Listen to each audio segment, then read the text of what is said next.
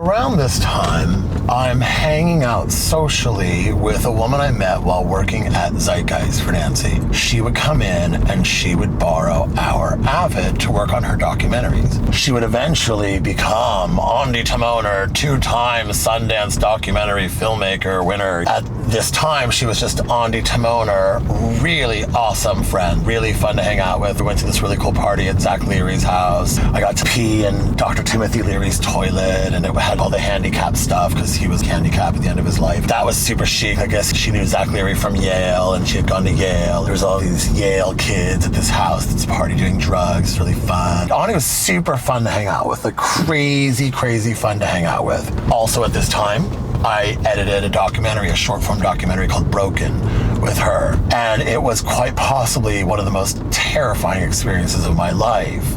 I've never chain smoked and drunken so much coffee in my life to get through an edit. She just is really intense. Other people who've worked with her, her brother included, she is very intense with David. It's the word I'm going to use is intense. I'm being kind. Abusive is probably a better word, but intense. We'll go with intense, Andi. Very intense person. Obviously, she ended up being 2-time Sundance winner, documentary filmmaker, Andi Timoner. Great.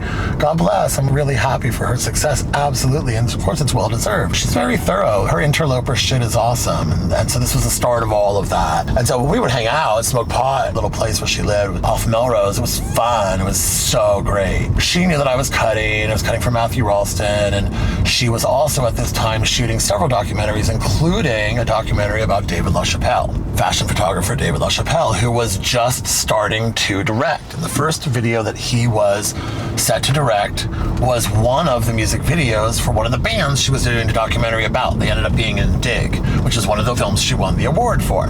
So it all ties together. She invites me to go with her to the set of David LaChapelle's first music video for the Dandy Warhols, Not If You Were the Last Junkie on Earth, off of Capitol Records. All there is, nonstop, is screaming. Screaming, screaming, screaming, screaming. David LaChapelle screams all the time. It's his first video. He doesn't know what the fuck he's doing. He's out of his element. He's trying to treat it like a stills shoot. Music video is a very unique beast. It's its own world. It's its own thing, and it has its own expectations. Watching David LaChapelle struggle through navigating this new thing that he's doing is terrifying. Andi says, oh, you should edit this video for David. No. I'm like, no. Definitely not interested in editing this video with David LaChapelle screaming at me. Like, no, I can't, no. He's directing another video now, also for Capitol Records. This time it's for a song called Sugarcane by a group called Space Monkeys out of the UK. Debbie Mazar, Madonna's best friend, is gonna be in the video. So again, 1 degree of separation from Madonna. I'm all about it. I'm so excited. David LaChapelle. Okay, I'll do it. I hope that this doesn't turn into some sort of psychotic nightmare, screaming nightmare, but let's just see how it goes. David starts to edit with me, and Andi Timoner comes with him every day. So does his trainer.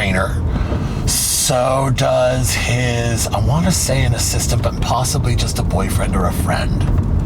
There were 3 like that, and then there was Andi and me. Andi was filming everything for this documentary. We're all just hanging out. We're having fun. We're like smoking pot. Really fun. David was really fun. I've been a huge fan of his work. Of course, he's a genius. I'm having a really good time. Andi's soaking it all in with the camera. I'm thinking, oh, I like being David LaChapelle's new best friend. This is great. We're nearing the end of the process, and it's been real nice. We're getting ready to present to the client on the final day, and David LaChapelle has asked that the colorist recolor the cherries red.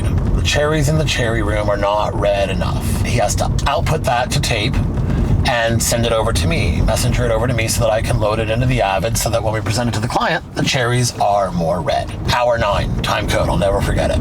The colorist feels so bad that he screwed up the time code on the tape with the cherries. He had sent one and it wasn't the right one. And I even called ahead and I warned David. I said, hey, the tape is being brought over by hand by the colorist who wants to apologize to you in person for forgetting to match the time code. He just didn't match the time code. And it was a huge error and it was totally their fault. And they felt really bad about it to where they were going to and bring the tape over themselves. But before the colorist arrives, the colorist himself, it's unheard of, bringing the tape over to the edit session to apologize to the director. Unheard of. Even in those situations, the colorist still isn't going to come and apologize in person. But David LaChapelle is such a lunatic, such a madman, that nobody wants to offend him and nobody wants to piss him off. But before the colorist arrives, David arrives with the entourage and Andi Timoner filming the entire thing. Somewhere she has this footage, and I would really love to see it. You have my permission to post it.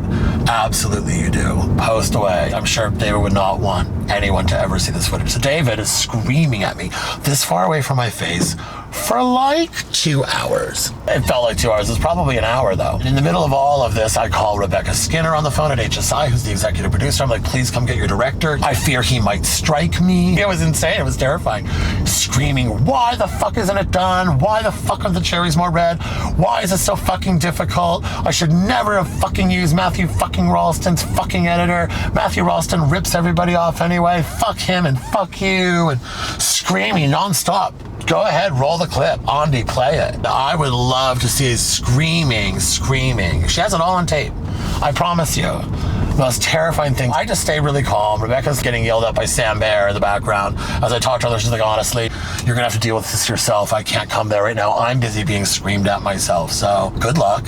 Let me know how it turns out. And will you please tell Matthew Ralston what he said? Because Rebecca didn't want to have any part of David LaChapelle. She did not want to represent him. She wanted to get rid of him. Tell Matthew what David LaChapelle said about him and his work, please. I was like, I will. And Matthew didn't care. Matthew was all about money. He could give a shit. He's like, I don't care.